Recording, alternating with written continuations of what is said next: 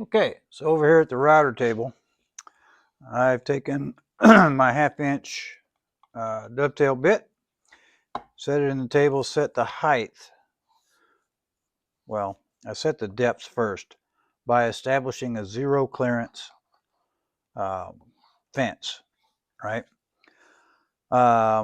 Setting the height for this is a bit of a challenge. So I started with the depth. I took my combination square and went from the, we'll say, the mortise side of this joint, measured the depth, locked it in on my combination square, brought that over here and set a basic height and made a pass, checked it. Too tight, too loose, whichever. Thankfully, with what I have here, I can get really fine-tuned micro adjustments, thousandths of an inch, and just slowly work on the height. It's painstaking, can be, to get this height just perfect.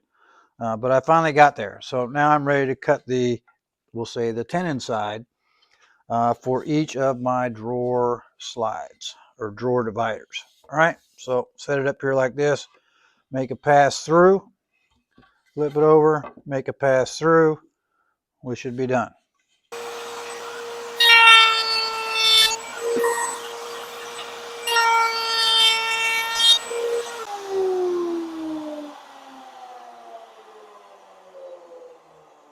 Okay, now we'll check, test fit it, see where we're at.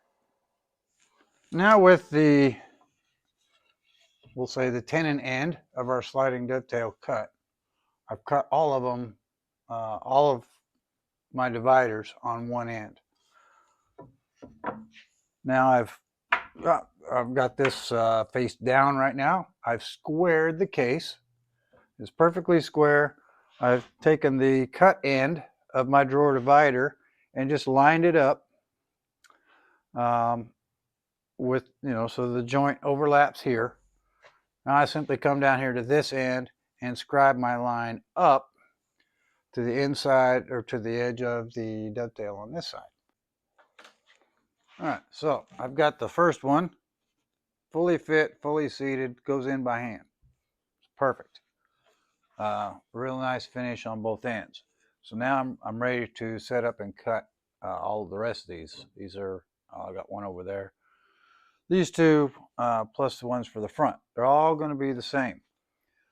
However, just to be 100% positive that each one is going to fit perfectly, I'm marking each one, and I'll show you what I got set up on the table saw.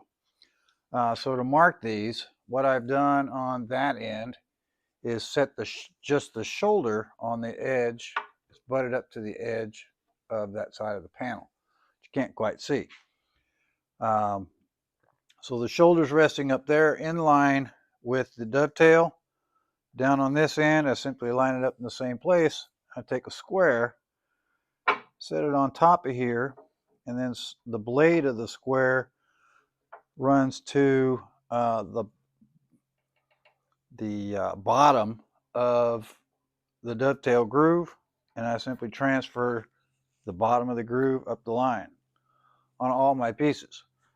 So now I've got my cut line, which will be perfect, and these guys will seat once they're all cut. So let me show you what I'm doing on the table saw to help me cut. Okay, so over here at the table saw, what I got going, remember I've cut all of one end and got it fitted.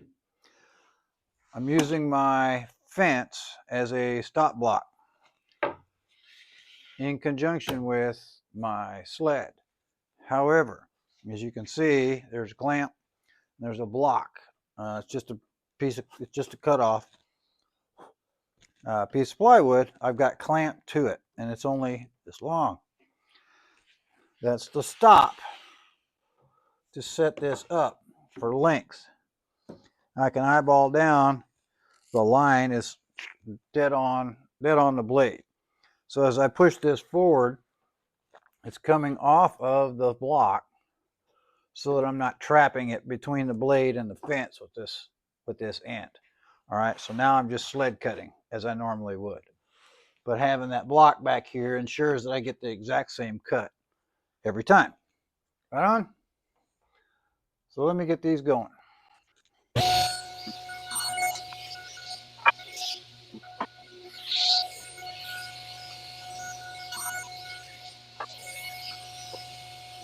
So that's the easy part. So this set is done. So I'm going to go ahead and dovetail the other ends here and get those fitted in as well. And I'll show you a trick with how to taper these so that they will go in easily. My method that I'm using on this project. Now that I have them all cut to length and the tenons cut on both ends, next thing I'm going to do is identify which side I want facing up, or which side the drawer is going to slide on. And on both ends, I'd simply put a U up and then an arrow pointing to the face that will be up as it rests in the cabinet. From that, from the top or the upside, I just measured down, roughly ½ inch right here, and I made a mark. Then if you look, I'm going to zoom in here.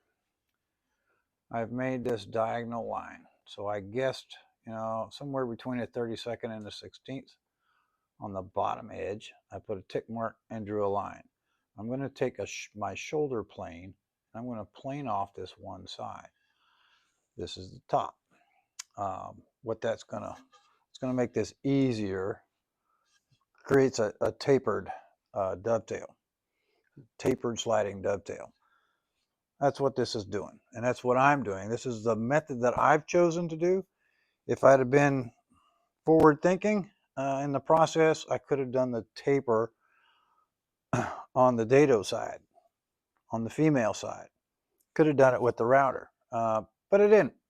I wanted to do it square because I thought this was going to be short enough at 3 inches to be able to slide it in by hand.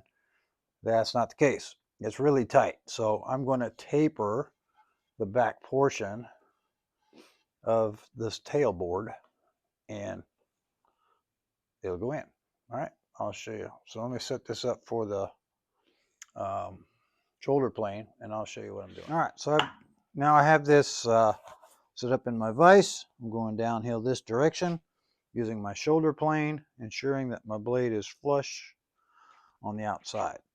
I'm simply going to start at my ½ inch line here and just slowly shave this off.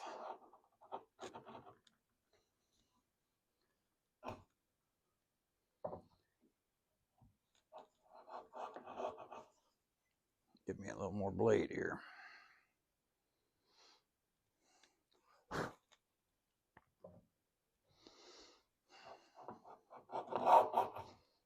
we go.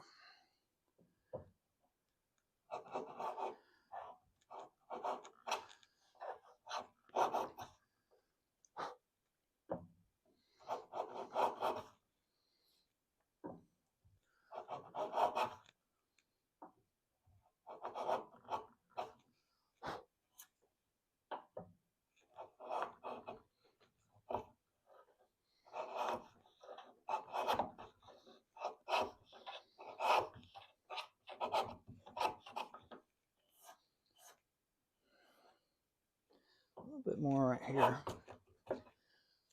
Yeah, there. Yeah, that should be good. All right. So that does leave a little bit of a mess here on this edge. That's easy to fix. Just take my chisel, go in here, which puts me on the bevel of that dovetail. Work along the edge.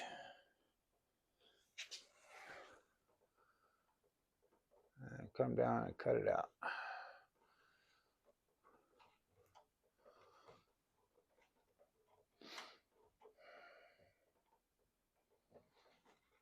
Like so.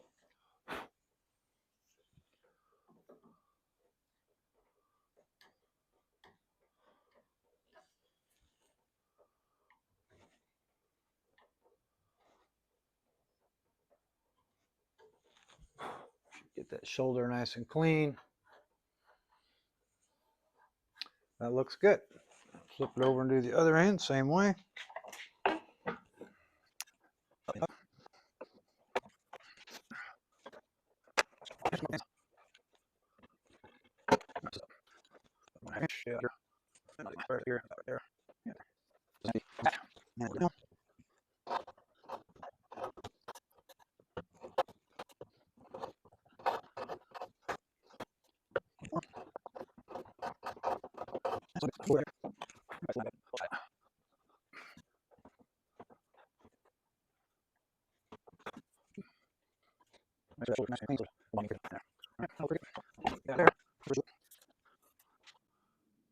All right, so what we're shooting for is that this goes in by hand pretty easily, except for the last ½ inch. Hold your mouth right.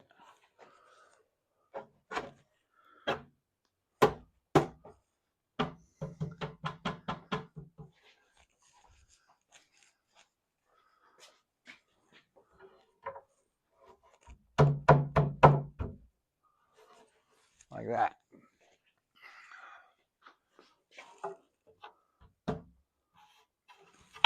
Like so. So it should go in real easy until that last little bit that we didn't shave. And then it still goes in by hand, which is what we want. Because remember, we're going to, on the front ones, not these, but on the front ones, we're going to glue those in. These will not get glued, and you'll understand why later. Okay, so with all the backside done, we'll flip it over and do the front. So as you can see, I've managed to fix the boo-boo. Now it's invisible.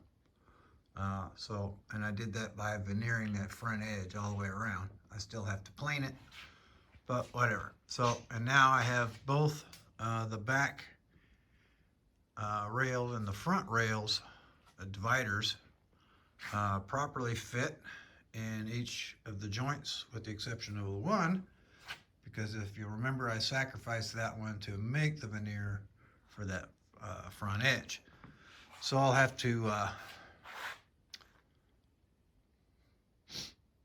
mill some more cherry in order to make another one. Not a big deal. So now I get to take all this apart. I was going to leave this as an open back. Spin this around for you. I was going to leave it as an open back, but I've decided that no, that's a terrible idea. This is a dresser. We want to keep the dust out. So I'm going to take it all apart and then cut a ½ inch rabbet all the way around and trim these down accordingly. And then we'll put it all back together, glue it up. It'll be great. Stay tuned. Now that I have carefully disassembled the case, I'm ready to cut the rabbets on the back side of the outside pieces. For that, I've thrown together this sacrificial fence. It's perfectly flat, secured to the primary fence, and I've chosen to use a dado stack. So I've got for the ½ inch, that's 2 blades and 2 chippers. I set the height at exactly a ½ inch, verified it. And a key note on that, whether you're using your regular blade or a dado stack, when you're adjusting for height for, say, a rabbet or a dado, make the last movement of your table saw up. That takes out all of the backlash that's in that gear. Because if your movement is down, oftentimes when you start the motor, it will pull that, the motor will actually drop just a fraction. So by making your last movement up, you're locking it in, you lock the motor in place, and when you start the motor, it should stay where it's supposed to. Okay, so sacrificial fence, dado blade is set. We're ready to make a cut.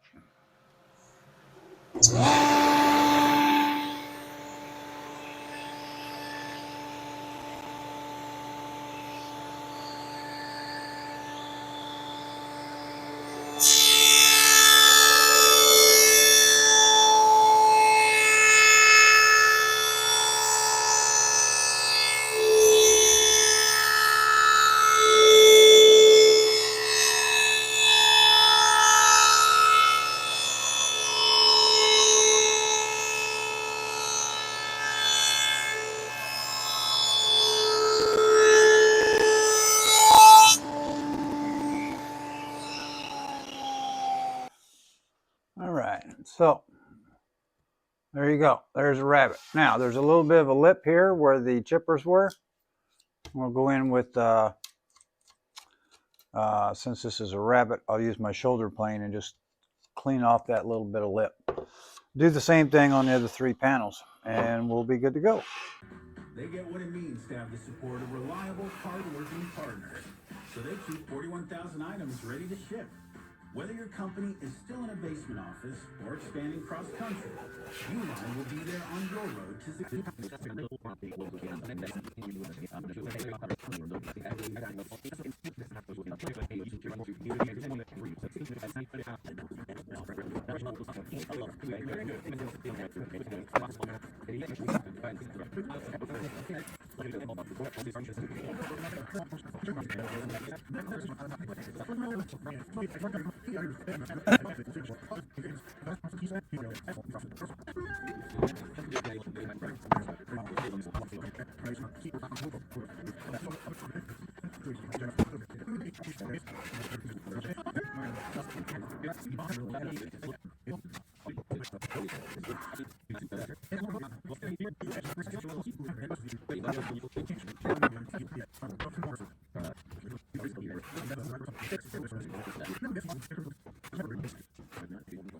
All right, approaching the home stretch of the drawer divider installation process.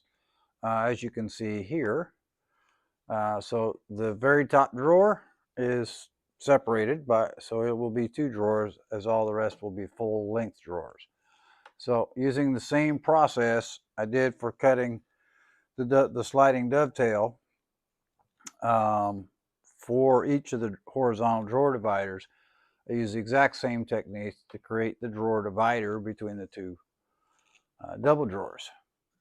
And then here, as you can see on the panel, on this side panel, I installed the front and the rear drawer divider, sliding them in, fully seated, and then measured the distance between inside to inside, added 1 inch to that length to create the drawer divider piece that will go in here. Now what I'm going to do is create a mortise and tenon situation inside of these, as well as this one, and tenon these 2 ends to install the divider on the sides. This one will actually float. So we'll get the table saw set up with a dado stack for 1/4 inch, and I'm going to run a 1/4 inch groove for dado down the inside of all my pieces.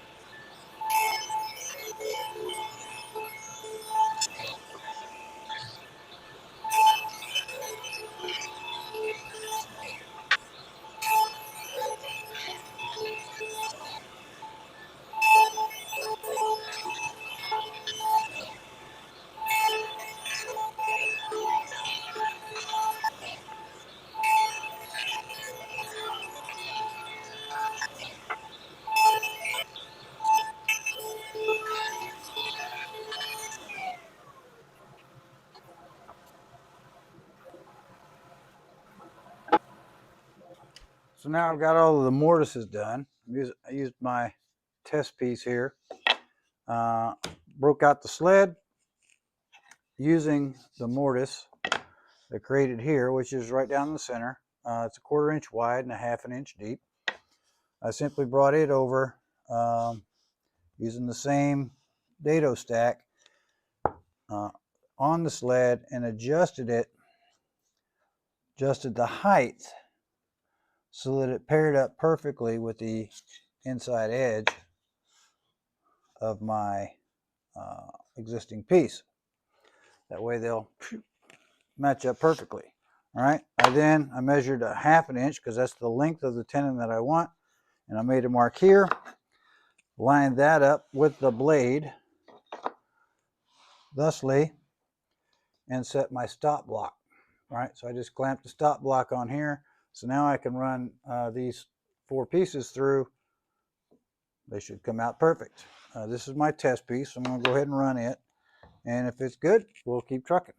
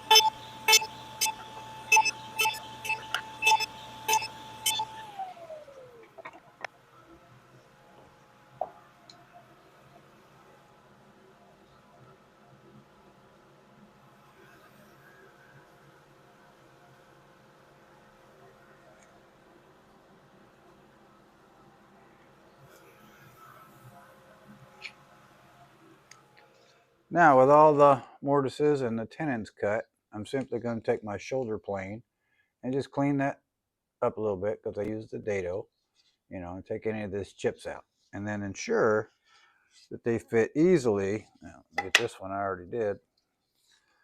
That they fit easily. Well, that one needs cleaning. Like that. All right. I don't want a super tight fit. I want it to fit kind of loose. Remember, this piece is going to be floating, so to speak. All right, so I'll get that done, and we've got one more step. Okay, for our next magic trick, we finished all of these, right? Next, I'm going to drill 2 holes in them, slotted holes, like so. And what that allows, I'm using what I have on hand actually, which is 1.25 inch Kreg pocket hole screws. Nothing fancy, but what I like about them is they've got this nice washer head on them, okay? And when those are installed, when we install this in the case, it allows, if we do it, I'll do it that way. As the case, the wood of the case expands this way, right? It positions our drawer slide horizontally where it needs to be, but allows that case to move, right? It's going to expand and contract with absorption and release of moisture, right? We know that it's going to move. These slotted screw holes allow that case to expand and contract and not cause any binding or any problems or potential cracks, right? So let me show you how we set that up. All right, so over here at the drill press, I've got a 1/2 inch Forstner bit set up. I set the stop on my drill press, so it sets the distance or the depth that the Forstner bit's going to go in.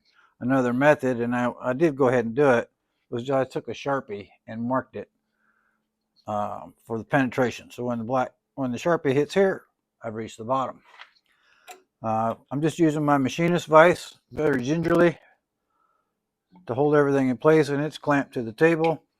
I lined out or marked my 2 holes that are roughly center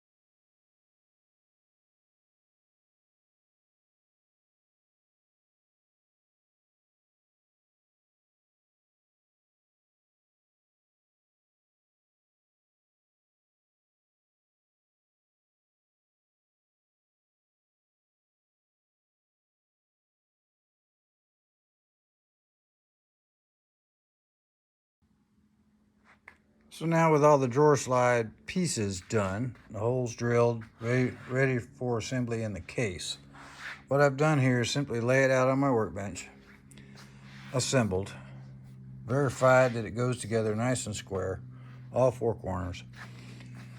Everything lines up as it should. Now, for smooth drawer operation, and to make sure that we cut all of our mortise tenon joints just perfectly, with it assembled, you can run your hands across the joint and make sure they're flush. If not, you simply take a plane and just plane all this nice and smooth, right? Which you want to do anyway, because you want, especially here on these side rails, you want this to be as slick and smooth as they can possibly be. Right on. So I'll get these done and go from there. Okay, so we're ready to glue up the four sides of the carcass. Everything is pre-staged. I've got my side. My lovely assistant and wife, Kim, will be doing this side.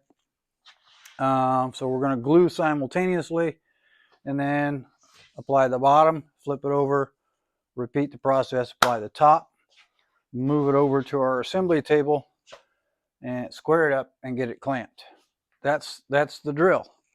Everything's been pre-staged, and I've kind of run through it in my head, so I know exactly the steps and the process, because we do have limited opening time for this glue.